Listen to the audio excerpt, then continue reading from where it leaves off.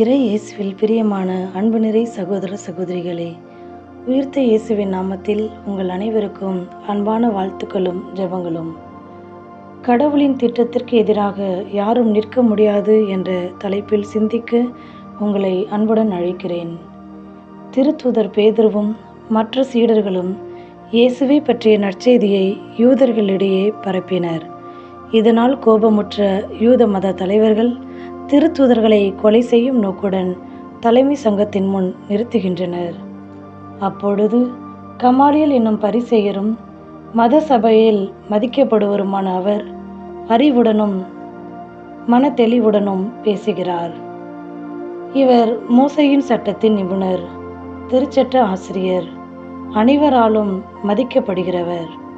அவர் பேசும்போது கோபத்துடன் அல்ல, மெய் உணர்வோடு இயல்பு நிலையை விளக்குகிறார். யூதர்களிடையே முன்னர் தோன்றிய தெயூதா மற்றும் யூதா இவர்களால் தொடங்கப்பட்ட இயக்கங்கள், இவர்களால் எழுந்த கிளர்ச்சிகளை நினைவுபடுத்துகிறார். மேலும் அவை இரண்டும் இல்லாத இடம் மறைந்து போனவை பற்றியும் ஞாபகப்படுத்துகிறார். இந்த திருத்தூதர்களும் அவர்களின் செயல்களும் மனிதரிடமிருந்து வந்தவை என்றால் அதை ஒழிந்து போகும். ஆனால் கடவுளை சார்ந்தவை என்றால் அவற்றை நம்மால் ஒழிக்க முடியாது. மேலும் நாம் கடவுளோடு போராடுபவர்கள் ஆவோம் என்று யூதர்களுக்கு அறிவுரை கூறுகிறார். இந்த அறிவுரை காரணமாக திருத்தூதர்கள் விடுதலை செய்யப்படுகின்றனர். யூத மத தலைவர்கள் திருத்தூதர்களை அழைத்து அவர்களை நைய புடைத்து இனிமேல் இயேசுவை பற்றி பேசவே கூடாது என்று கட்டளையிட்டு விடுதலை செய்தனர். எனினும் திருத்தூதர்கள் இயேசுவின் பெயரால் அவமதிப்புக்கு உரியவர் ஆனதை மகிழ்வுடனும் பெருமையாகவும் ஏற்றுக்கொண்டனர்.